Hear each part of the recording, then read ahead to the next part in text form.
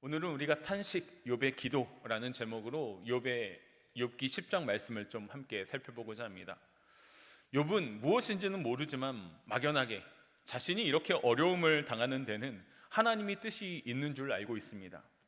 그렇다고 해서 그의 삶에 기쁨이 넘치거나 평안이 넘치거나 하나님의 어떤 특별한 계획하심을 기대하고 하나님의 때를 기쁘게 마냥 기다리는 모습은 아닙니다.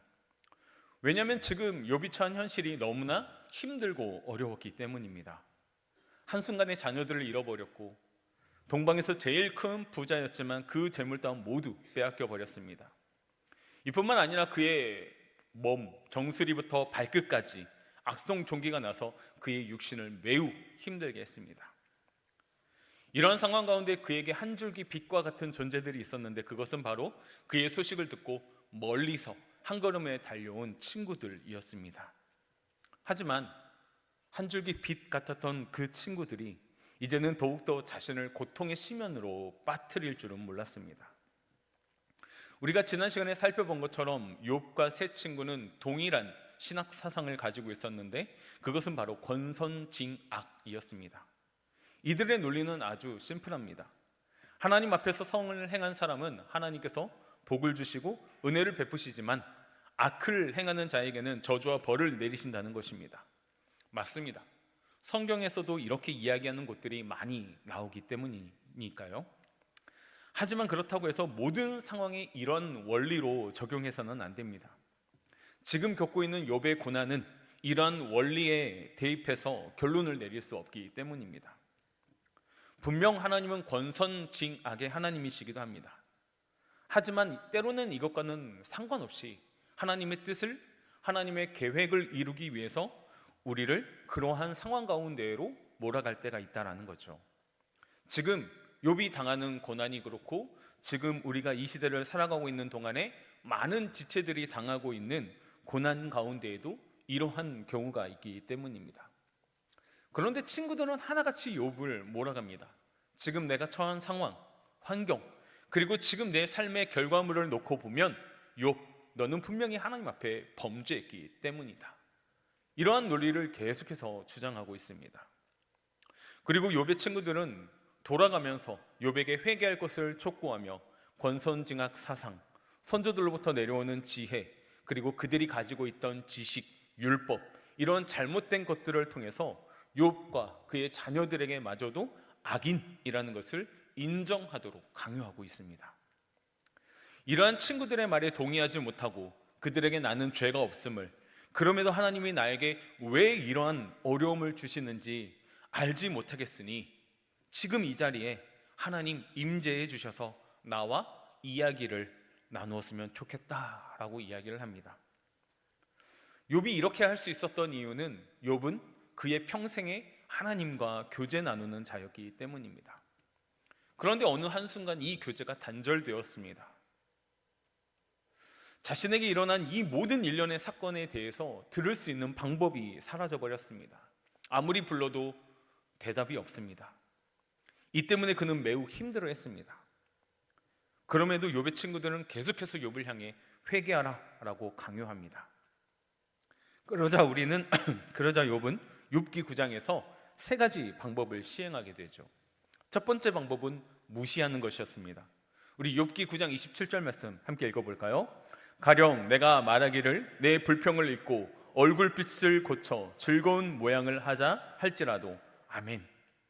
지금 내가 처한 상황을 잊어버리고 이 불평들을 잊어버리고 그냥 아무렇지 않은 척 지내보려고 했습니다. 굳세게 마음을 먹었습니다. 하지만 이 방법은 실패하게 됩니다. 왜 그랬습니까?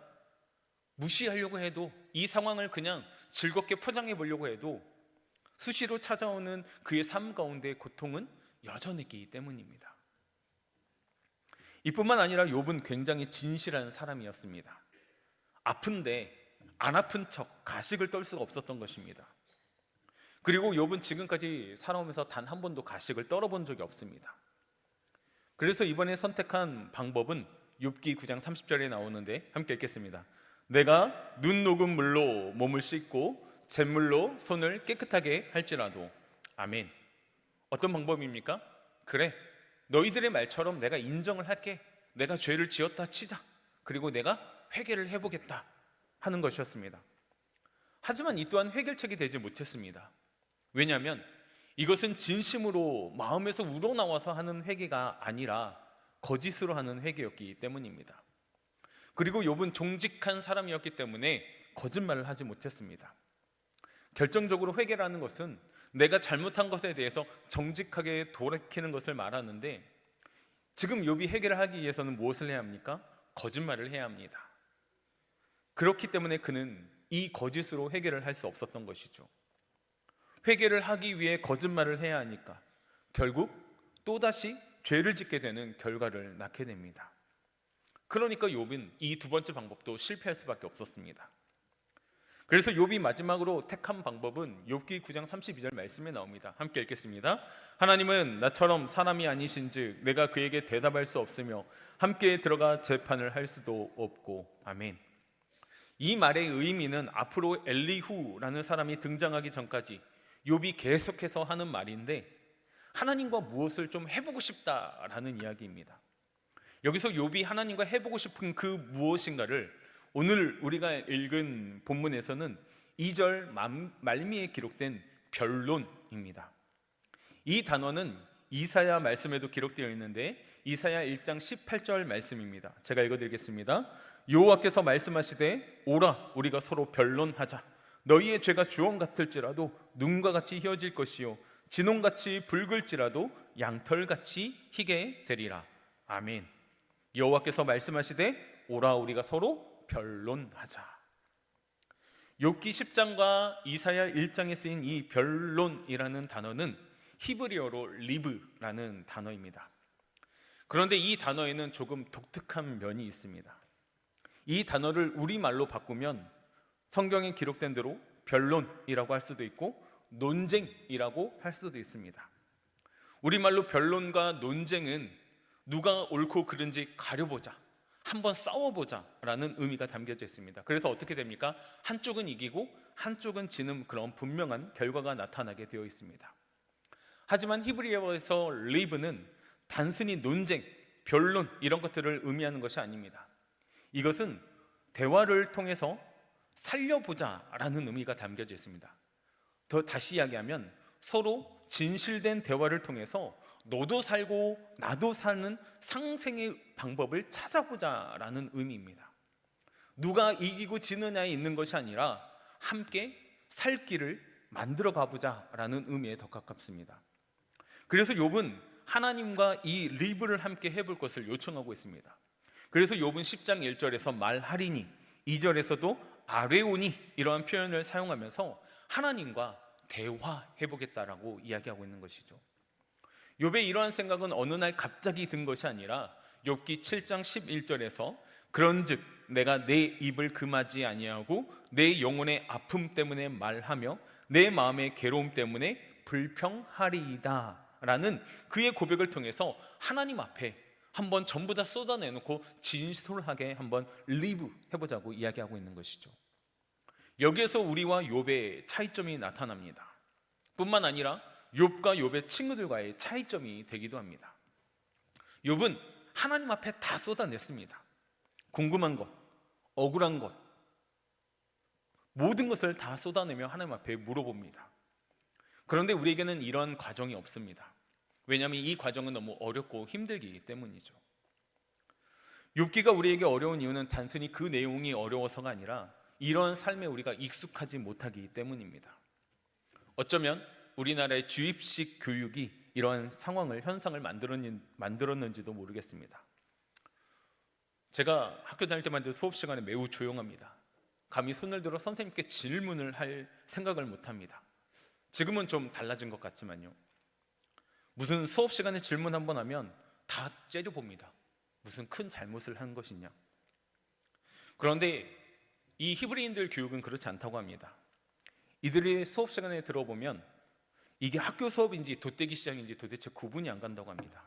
시끌벅적하다고 합니다. 언제든지 자유롭게 선생님께 질문하고 또 학생들 사이에서 토론과 토의가 매우 활발하게 이어지기 때문이라고 합니다. 그리고 이러한 과정을 거쳐서 매우 훌륭한 사람이 있는데 그 사람이 바로 에디슨이라는 것이죠. 그리고 에디슨과 같은 사람들이 세상을 바꾸고 위대한 일들을 이루어냈다라는 것입니다. 그런데 우리에게는 이 리브라는 과정을 거치는 게 너무 어렵습니다. 하지만 욥은 끈질기게 이 과정을 선택하고 그 과정을 향해 나아가고 있습니다. 그래서 욥기는 어렵고 욥과 우리의 삶이 왜 다른지를 알게 되는 것입니다. 이제 우리는 욥이 하나님과 어떠한 리브를 하고 싶어 하는지 조금 더 자세히 살펴보고자 합니다. 오늘 본문 3절 말씀인데 다시 한번 읽도록 하겠습니다. 주께서 주의 손으로 지으신 것을 학대하시며 멸시하시고 악인의 꾀에 빛을 비추시기를 선히 여기시나이까. 아멘. 여기서 주의 손으로 지으신 것, 이것은 욥 자신을 가리키는 말입니다. 그리고 악인의 꾀는 친구들의 생각과 말이라고 생각하면 됩니다. 지금 욥은 자기 자신을 주의 손으로 지으신 선한 자라고 이야기를 하고 있습니다. 그리고 악인의 꾀라는 말을 통해서 친구들을 악인으로 만들고 있습니다. 그런데 욥의 친구들도 이 의미를 알았습니다.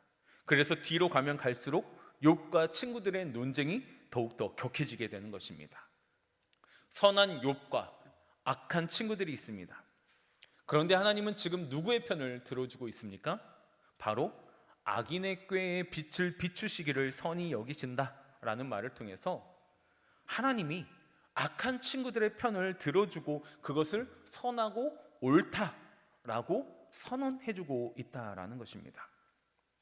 그래서 욥은 4절과 5절에서 사람은 실수할 수 있고 잘못된 판단을 할 수 있는데 어떻게 전지전능하신 하나님께서 사람과 똑같은 방식으로 보고 생각하고 판단할 수 있느냐라고 이야기를 하고 있는 것이죠. 이를 통해서 지금 욥이 하나님과 리브하고 싶은 부분은 공의입니다. 하나님, 당신은 공의의 하나님이시잖아요. 정의의 하나님이시잖아요. 그렇다면 당연히 선한 것, 하나님께서 편을 들어 주셔야 되는 것 아닙니까? 어떻게 악한 친구들의 말과 생각 그리고 그 논리가 옳을 수 있습니까? 라고 묻고 있는 것이죠. 친구들이 지금 말하고 있는 것은 전통의 일부일 뿐이고 교리의 일부일 뿐이고 부분적으로 알고 있고 완전한 것이 아닙니다. 어떻게 봐도 지금 내 상황이 억울한데 왜 나를 오히려 죄인으로 몰아가고 있으십니까? 그리고 하나님은 왜 그러한 가운데에서 침묵하고 계십니까? 이렇게 이야기하고 있다는 거죠. 욥은 지금 너무 답답한 상황에 놓여 있는 겁니다. 결론에서 말하겠지만 욥이 이렇게 하는 이유가 있습니다. 이것이 욥과 욥의 친구들의 차이점이기도 한데 욥은 이전에 바로 하나님과 교제를 나누는 사람이었다는 거죠. 이런 과정이 있었기 때문에 지금 침묵하시는 하나님이 너무나 답답한 겁니다. 만약에 그런 게 없었더라면 그러려니 하고 넘어갈 수 있는 부분인데 그렇지 않으니까 매우 힘든 상황인 거죠. 더욱이 6절에서 나의 허물을 찾으시며 나의 죄를 들추어 내시나이까 라는 이 말을 통해서 욥의 잘못을 들춰낸 것이 아니라 하나님께서 아무것도 하지 아니하시고 침묵하시고 친구들을 말하는 것들을 내버려 두시고 그렇게 보이도록 인정하시니까 내가 그러한 사람이 되어버렸습니다 라는 의미입니다. 그래서 욥이 계속하는 말이 무엇입니까? 7절 말씀인데 우리 함께 읽어볼까요? 주께서는 내가 악하지 않은 줄을 아시나이다. 주의 손에서 나를 벗어나게 할 자도 없나이다. 아멘. 이 짧은 한 구절에 욥의 모든 것이 담겨져 있는 겁니다. 첫 번째, 욥은 자신의 죄가 없다라는 것. 그리고 이 내용은 끝까지 나오게 되죠. 그리고 자신은 이러한 재앙을 받을 만큼 지은 죄가 없다는 것. 두 번째는 하나님께서 나를 이 상황에서 벗어나게 해야 되는데 지난 시간에 살펴본 것처럼 하나님이 가장 높은 곳에 계시기 때문에 그 어떤 해결책이 보이지 않는다라는 겁니다. 그럼에도 불구하고 우리는 여기서 욥의 중요한 사상 한 가지를 알 수가 있는데 그것은 욥이 하나님은 이 세상에 존재하지 않다라고 인정하는 것이 아니라 여전히 그러한 상황 가운데서도 하나님은 존재하신다라는 믿음이라는 것이죠. 그리고 이러한 침묵 가운데서도 이 모든 일을 해결해 주실 분은 오직 하나님 한 분밖에 없음을 그는 믿음으로 나타내고 있다라는 것이죠. 그러다 보니까 더 답답한 겁니다. 하나님이 없다. 하나님이 이제 존재하지 않는다, 그냥 이렇게 인정해버리면 그냥 우연히 나에게 재수없는 일들이 찾아왔구나, 이렇게 믿어버리면 끝나는 이야기인데, 너도 잘못될 수 있고 이 사람도 잘못될 수 있으니까 나도 잘못될 수 있어, 이렇게 이해해버리면 그냥 끝나는 것인데, 그게 아니니까 지금 욥은 제일 먼저 공의의 하나님을 부르면서 자신의 억울함을 호소하고 있습니다. 이어서 욥은 8절에서 이렇게 고백합니다. 우리 8절 말씀 함께 읽겠습니다. 주의 손으로 나를 빚으셨으며 만드셨는데 이제 나를 멀리 하시나이까. 아멘. 이 말씀을 통해서 이제 욥은 공의의 하나님을 지나서 이제는 창조의 하나님과 리브하기를 원하고 있습니다. 주의 손으로 나를 빚으셨으며, 이 말은 창세기 2장에 하나님께서 손수 사람을 빚으시고 만드시는 일들이 나오는데, 이러한 하나님의 창조를 이야기하고 있는 거죠. 여기서 하나님이 손으로 만드셨다라는 것은 그만큼 애정을 가졌다라는 것입니다.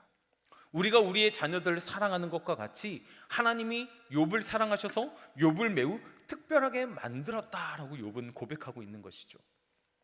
그 다음 구절인 9절도 마찬가지입니다. 기억하옵소서, 주께서 내 몸 지으시기를 흙을 뭉치듯 하셨거늘 다시 나를 티끌려 돌려보내려 하시나이까.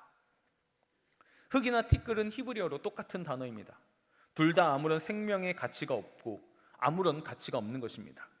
그런데 하나님께서는 이 가치 없는 것들을 모아서 그것에 생기를 불어넣어 살리셨습니다. 하나님은 이렇게 건설하는 존재, 살리는 존재입니다.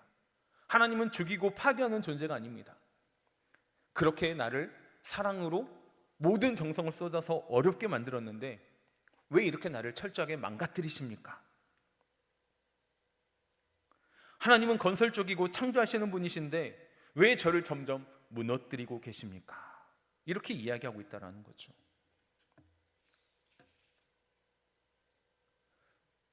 창조하고 세우고 만들어 가시고 성취하시는 분은 하나님의 속성인데, 지금 자기에게 하고 있는 것은 하나님의 본질적 가치를 파괴하는 것처럼 보이니까 이게 잘못된 것이 아닙니까? 라고 이야기를 하는 거죠. 그래서 이번에 욥은 창조주 하나님께 지금 이 자리에 오셔서 나와 함께 리브할 것을 요청하고 있는 것입니다. 그리고 다음으로 욥은 우리도 그렇고 욥도 기본적으로 알고 있는 하나님의 속성인 사랑에 대해서 이야기를 합니다. 욥은 12절에서 하나님의 본래의 성품인 사랑을 설명하고 있습니다. 12절 제가 읽어드리겠습니다. 생명과 은혜를 내게 주시고 나를 보살피심으로 내 영을 지키셨나이다. 아멘. 여기서 생명은 한 존재가 시작되는데 필요한 것이고, 은혜는 그 시작된 존재가 삶을 계속해서 살아가는 데 필요한 것입니다. 은혜가 없으면 우리는 단 한순간도 살아갈 수 없고 호흡할 수 없는 존재임을 너무나 잘 알고 있을 것입니다. 특히 여기서 보살피신다라는 말은 파카드라는 히브리어인데 이 뜻은 방문하다라는 뜻입니다. 이 말씀이 출애굽에서 유월절 사건 때 하나님께서 방문해 주시는 때 사용되었습니다. 하나님께서 방문해 주시면 하나님 편에서 잘 살고 있는 사람들은 축복받고 회복이 임하게 되지만 그 반대의 개념은 죽는 것입니다. 그래서 하나님의 파카드라는 이 단어에는 하나님의 구원, 하나님의 사랑이 담겨져 있는 개념입니다. 그런데 하나님은 지금 자신을 사랑으로 생명으로 다루는 것이 아니라 자신을 억누르고 자신이 잘못된 것을 원하고 있다라고 이야기합니다. 그래서 뭐라고 이야기합니까? 14절에 보면 내가 범죄하면, 하나님은 지금 마치 내가 범죄하기를 기다리는 것 같습니다. 왜요? 나를 고통스럽게 하기 위해서, 더 나아가서 나를 죽이기 위해서. 실제로 하나님이 그렇게 하지는 않지만 지금 욥이 처한 상황이, 환경이, 처지가 그렇다라는 것이죠. 내가 범죄하면 주께서 나를 죄인으로 인정하시고 내 죄악을 사하지 아니하시나이다. 지금 하나님이 욥을 정성스럽게 만들어 놓고 난 다음에 뭐하고 계시냐면 욥이 죄를 짓나 안 짓나 불꽃 같은 눈으로 감시하고 있다는 것이죠. 그래서 조금이라도 죄를 지으면 자신을 공격하고 아프게 하고 힘들게 하기 위해서. 욥도 너무나 힘든 상황 가운데서 답답한 마음에 하나님 앞에 이렇게 호소하다 보니까 좀 격하게 하는 말이 있습니다. 물론 이 때문에 나중에 하나님 앞에 철저하게 회개를 하기도 합니다. 그렇지만 지금 우리는 이러한 말씀을 통해서 욥의 진심을 알 수 있다는 것이죠. 하나님, 지금 하나님께서 내게 행하고 계시는 이 모든 일들이 내가 알고 있는 사랑의 하나님과는 너무 거리가 멉니다. 도대체 하나님 왜 그러세요? 심지어 욥은 17절에서 자주자주 증거하는 자를 바꾸어 나를 치시며,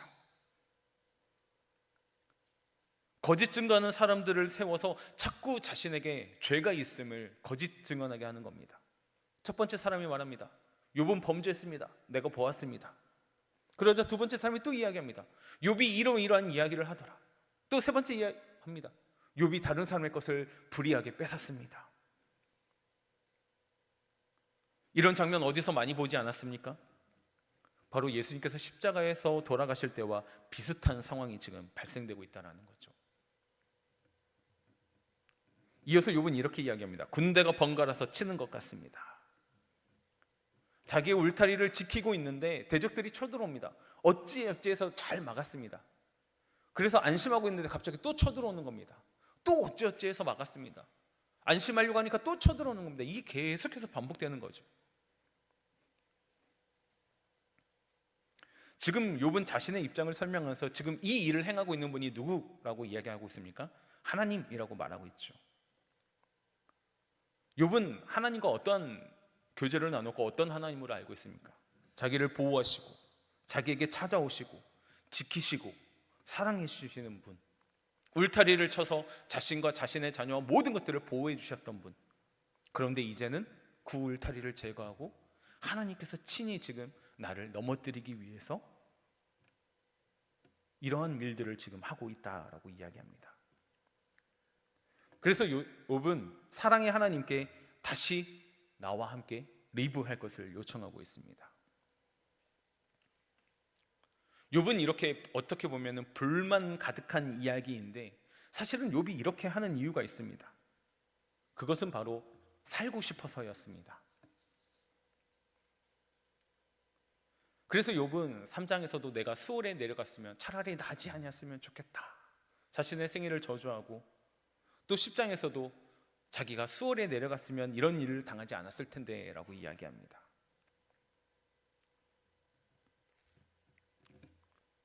이를 통해서 자신이 수월에 가면은 뭐예요? 하나님께서 자신을 놓아줄 것을 알았기 때문에, 그러면 잠시라도 나는 그 속에서라도 평안을 누릴 수 있지 않았을까.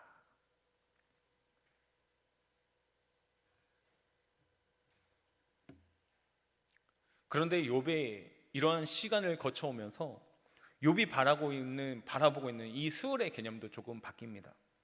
3장에서 나오는 수월은 잠깐 쉬는 곳, 내 영혼의 안식처라는 개념이라면 10절에서는 말 그대로 아무런 소망도 없고 감옥 같은 느낌, 끝인 인생의 절망인 곳으로 바뀌어져 있다는 것이죠. 이렇게 보면 욥의 인생의 소망은 죽기를 원한다라고 우리는 잘못 오해할 수 있습니다.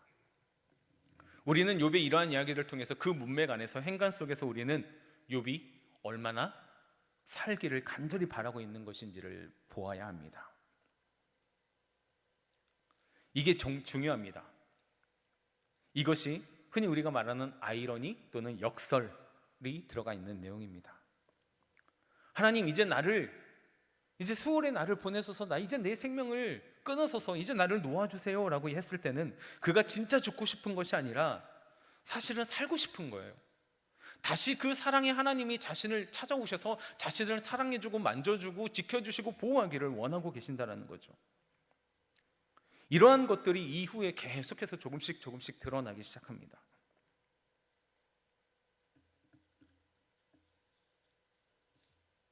지금 욥은 죽겠다라고 말하면서 지금 말하고 있는 모든 것들이 하나님에 대한 진실을 알고 친구들에게 내가 잘못된 것이 아니다 라는 것을 하나님께서 밝혀주시길 원하고 계시는 겁니다. 그래서 하나님께서 이거를 명명백백하게 밝혀주시면 욥은 죽을 이유가 없는 것이죠. 그런 간절한 마음의 소원들이 여기에 이렇게 담겨져 있는 것입니다. 그렇게 욥은 죽음 앞에서 소망의 하나님께 자신과 리브할 것을 요청하고 있는 것입니다. 욥기 10장을 가만히 들여다보면은 아주 중요한 내용들이 있습니다. 그것은 바로 하나님에 대해 말하는 것, 그리고 하나님께 말하는 것. 이 두 가지는 상당히 비슷하게 보입니다. 하지만 이것은 굉장히 다릅니다. 이는 마치 교회에 예배를 드리기 위해서 온 것과 잠깐 지나가다가 교회 구경하기 위해서 들어온 것과 같은 의미입니다. 똑같은 장소, 똑같은 모습이지만 두 상황은 전혀 다른 것이죠. 한 사람은 예배를 드리기 위해서 온 것이고 한 사람은 구경하러 온 것이니까요. 욥의 친구들은 끝까지 하나님에 대해 말합니다. 하나님은 이런 분이야. 하나님은 이렇게 하시는 분이시야. 네가 회개하면 하나님은 너를 용서하시고 너를 다시 회복시켜 주실 분이야. 하지만 욥은 욥기 10장을 지나가면서 하나님께 말하기 시작합니다. 왜냐하면 욥은 원래 하나님과 교제하며 대화하며 살아왔던 사람이기 때문입니다. 그렇다면 욥의 친구들은 이런 모습이 보이지 않습니다. 욥의 친구들은 하나님과 교제했다, 하나님께 기도했다, 이런 내용들이 나오지 않습니다. 이들은 나름대로 신비적인 체험도 했고 교리 공부도 하고 성경적인 가치관도 있고 교리도 알고 있고 조상들의 전통도 꿰뚫고 너무나 잘 알고 있습니다. 그런데 그들은 놀랍게도 하나님께 기도하는 장면은 나오지 않습니다. 심지어 마지막 순간에도 욥이 그들을 위해 기도해 주어야만 욥의 친구들이 용서를 받게 된다는 거죠. 이것이 지금 욥이 하고 있는 리브라는 행위입니다. 하나님께 말하는 것입니다. 우리는 이것을 뭐라고 부를까요? 기도라고 말합니다. 그리고 오늘 나온 이 욥의 기도는 탄식의 기도입니다. 욥이 힘들었기 때문에 조금 선을 넣는 모습들도 보여줍니다. 탄식시는 시편에도 자주 등장하고 있는데 잘 읽어보면 대적에 대해 저주를 하는 기도도 있고 하나님에 대한 원망도 있습니다. 하나님 앞에서 잘 살았는데 왜 이렇게 하셨냐고. 하지만 여기에 가장 중요한 차이점이 있다면 하나님에 대해 말하는 것과 하나님께 말하는 것은 비슷하지만 엄청난 차이가 있다는 것이죠. 욥은 불평하고 원망하고 탄식하고 어떻게 보면 하나님께 상당히 무례한 이야기를 하고 있는 것처럼 보이지만 사실 욥은 공의의 하나님, 창조의 하나님, 사랑의 하나님, 소망의 하나님께 말하고 있는 것입니다. 이게 우리가 욥기에서 배워야 할 가장 중요한 이야기입니다. 그런데 재미있는 것은 욥에게 하나님이 나타나시기는 합니다. 그런데 지금까지 욥이 하나님께 질문했던 그 질문들에 대해 하나님은 대답하지 않으신다는 것이죠. 욥기 42장에서 욥기의 제일 하이라이트는 하나님이 등장하시는 것이 아니라 욥이 그 순간에도 어떠한 순간에도 끊임없이 하나님께 대화하기를 시도했다라는 것입니다. 우리는 이것을 욥기에서 보는 것입니다. 그래서 마지막에 우리 성도들이 당하는 고난의 신비가 나오는 것입니다. 하나님은 왜 우리에게 고난을 주실까요? 그것은 이제 하나님에 대해 이야기를 하는 것이 아니라 하나님께 이야기를 하라는 것이죠. 기도해야 한다는 것입니다. 고난이 왜 있냐면 어떻게 보면 하나님께서는 그 고난이라는 통로를 통하여서 우리와 대화 나누고 싶어서이기 때문일지도 모르겠습니다. 사람에게 하는 것으로는 한계가 있습니다. 고난이 길어지면 저와 여러분의 삶 속에서는 하나님께 대화하는 그 삶으로 바뀌어야 합니다. 하나님은 이렇게 말씀하십니다. 반드시 자기를 찾는 자에게 나타나시고 말씀하시고 도와주시겠다. 그게 내가 원하는 방식이 아니더라고 할지라도 하나님은 그렇게 하시겠다라고 말하고 계시는 것이죠. 어쩌면 하나님은 지금 이 욥기 말씀을 통하여서 저와 여러분에게 하나님을 향해 그리고 하나님께 말하는 기도의 분량을 이야기하고 계신지도 모르겠습니다. 우리는 우리의 삶의 많은 일들을 경험하게 됩니다. 때로는 우리의 힘으로 능히 해결하고 남은 그런 문제들도 있고 때로는 우리의 힘을 넘어서는 일들도 있을 거예요. 그런데 우리에게 어떤 문제가 닥쳤을 때 우리가 제일 먼저 반응하는 방식은 무엇입니까? 나의 생각, 나의 상식, 나의 경험, 내가 아는 지인들, 이런 여러 가지 방법들을 통해서 일을 먼저 해결하려고 하진 않았습니까? 정말 그 시간에 먼저 엎드려 하나님께 쏟아내어 부신 적은 있으십니까? 욥이 처절한 상황 가운데서 지금 우리에게 보여주고 말하고 있는 것은 아무리 어렵고 힘들어도 하나님께 말하라는 것입니다. 이게 욥이 주는 가장 중요한 핵심적인 원리입니다. 우리는 마지막에 욥이 그렇게 죽기를 바라면서도 소망의 하나님을 바라보는 모습을 볼 수 있습니다. 우리는 생각할 수 있겠죠. 욥이 그냥 죽으면 되는데 왜 계속 하나님 앞에 탄식을 하는 것일까? 왜 기도할까? 왜 그분에게 지금 나와 함께 리브 하자라고 그렇게 이야기하고 있을까? 그 고통의 순간에 인생의 가장 어려운 가운데에서 살아계신 하나님을 만나고 싶기 때문입니다. 그러면 그 사랑하는 살아계신 하나님을 만나게 되는 비결은 무엇일까요? 고린도후서 1장 11절에 그 비밀이 있는데, 우리 고린도후서 1장 11절에서 함께 읽겠습니다.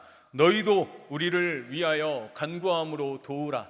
이는 우리가 많은 사람의 기도로 얻은 은사로 말미암아 많은 사람이 우리를 위하여 감사하게 하려 함이라. 아멘.